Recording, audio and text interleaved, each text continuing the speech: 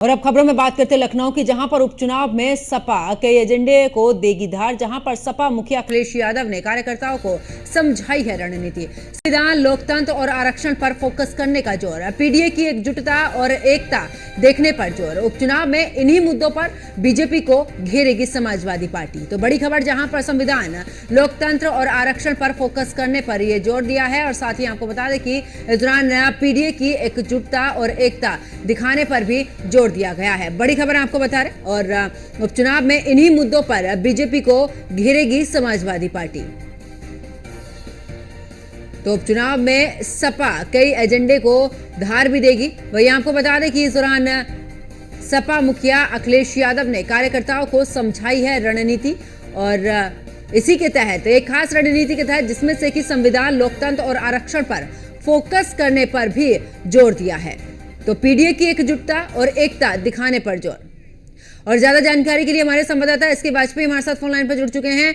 SK, अब आखिरकार Samajwadi party ये पूरे तरीके से चुनावी मैदान में, और ऐसे में अलग मुद्दे, यानी कि एक तरफ पीडीए तो दूसरी तरफ लोकतंत्र, आरक्षण और संविधान को लेकर एक बार फिर से नए एजेंडे की ओर धार देने की तैयारी समाजवादी पार्टी की।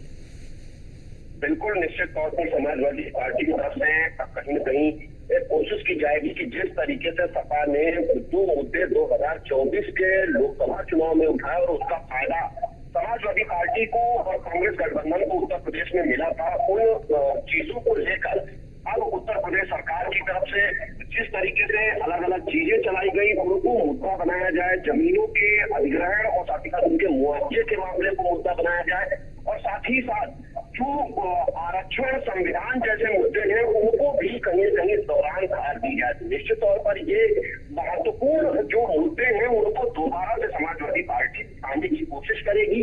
हालांकि इसको लेकर सपा अध्यक्ष अखिलेश यादव ने अपने पार्टी कार्यकर्ताओं और पदाधिकारियों को निर्देशित किया है कि बूथ लेवल पर जाकर इन मुद्दों को तेजी के साथ उठाएं और इन मुद्दों के जरिए माहौल बनाने की कोशिश करें, क्योंकि समाजवादी पार्टी चाहती है कि उसको इन मुद्दों का फायदा 2024 के लोकसभा चुनाव में मिला है। तो कहीं न कहीं उन मुद्दों के जरिए दोबारा से लोगों के बीच जाने, संविधान में संशोधन करने, आरक्षण को लेकर जिस तरीके से लगातार सवाल उठते रहे हैं, विभिन्न भर्ती मामलों में आरक्षण प्रक्रिया के पालन न किए जाने को लेकर भी बहुत सारे सवाल रहे हैं। उन बहुत सारे मुद्दों को दोबारा समाजवादी पार्टी इस विधानसभा उपचुनाव में उठाती हुई नजर आएगी। हालांकि इस पर लेकर अखिलेश यादव ने कल पार्टी पदाधिकारियों के साथ बैठक की थी, जिसमें ये दिशा निर्देश अखिलेश यादव की तरफ से अपने पार्टी पदाधिकारियों को दिए गए।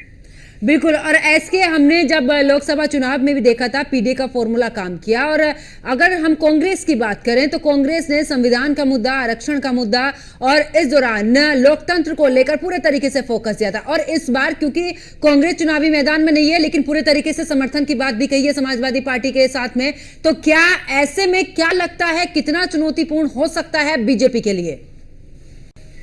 बिल्कुल निश्चित तौर पर भारतीय जनता पार्टी के लिए चुनौती जरूर होगा, क्योंकि इन्हीं मुद्दों के जरिए सपा कांग्रेस गठबंधन ने 2024 के लोकसभा चुनाव में बेहतर परफॉर्म किया था।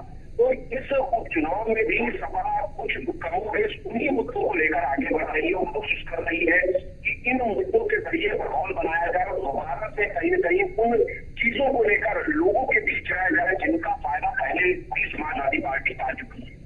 बहुत सारे विषयों को लेकर अखिलेश यादव ने रणनीति तैयार की है और अपने पदाधिकारियों, कार्यकर्ताओं को इन मुद्दों को लेकर लोगों के बीच जाने, इन चीजों को लोगों तक पहुंचाने के निर्देश दिए हैं। तो देखना यह है कि अखिलेश यादव के निर्देश के बाद किस तरीके से पार्टी के पदाधिकारी इन मुद्दों को आगे बढ़ाते हैं। हालांकि अभी तक समाजवादी पार्टी के बड़े नेता कोई भी बड़ा कार्यक्रम या प्रचार करते हुए नहीं नजर आए हैं, लेकिन अंदर खाने समाजवादी पार्टी पीछे और लोकतंत्र बचाओ, आरक्षण जैसे मुद्दों को लेकर लोगों के बीच जाएगी। जमीन अधिग्रहण, साथ ही साथ मुआवजे को लेकर मुद्दा बनाने की कोशिश समाजवादी पार्टी की तरफ से इस उपचुनाव में की जाएगी। फायदा कितना होगा ये जब 23 तारीख को रिजल्ट आएंगे तब ये सारी चीजें क्लियर होंगी कि आखिर। बिल्कुल। और लेकिन ऐसे अक्सर हमने देखा था जब बीजेपी विपक्ष पर सवाल खड़ा करती थी कि विपक्ष जो है वो मैदान में नहीं आता है, चुनाव से कुछ दिन पहले आते हैं और कोशिश करते हैं पूरी तरीके से राजनीतिक रोटियां सेकने की। लेकिन ऐसे में अब के अगर हम चुनाव देखें 2024 में जब लोकसभा चुनाव हुआ, समाजवादी पार्टी की सीटें बढ़ी, ऐसे में मनोबल बढ़ा है और लगातार हम देख रहे हैं अखिलेश यादव हो या फिर अखिलेश यादव की पार्टी के नेता नेता हों, तमाम लोग पूरे तरीके से चुनावी तैयारियों में जुटे हुए हैं। अब अखिलेश यादव धरातल पर पूरे तरीके से नजर आते हैं, हर बयान पर पलटवार करते हैं। बिल्कुल निश्चित तौर पर समाजवादी पार्टी हर मुद्दे को लेकर कहीं न कहीं जो चीजें हैं वो करती हुई दिखाई दे रही है और हर मुद्दे को कहीं न कहीं समय पर उठाकर उसके जरिए पार्टी का माहौल बनाने की कोशिश समाजवादी पार्टी की तरफ से लगातार की जा रही है और कहीं न कहीं इसके जरिए से समाजवादी पार्टी लगातार कहीं न कहीं उत्तर प्रदेश के विधानसभा उपचुनावों में माहौल बनाती हुई नजर आएगी। हालांकि इन चीजों का फायदा क्या कुछ होगा सपा को ये अभी तय नहीं है, लेकिन कहीं न कहीं समाजवादी पार्टी की तरफ से इन सारी चीजों को लेकर माहौल बनाने की कोशिश जरूर की जाएगी। चलिए, बहुत बहुत शुक्रिया इसके वाजपेयी हमारे साथ जुड़ने के लिए, तमाम जानकारी साझा करने के लिए।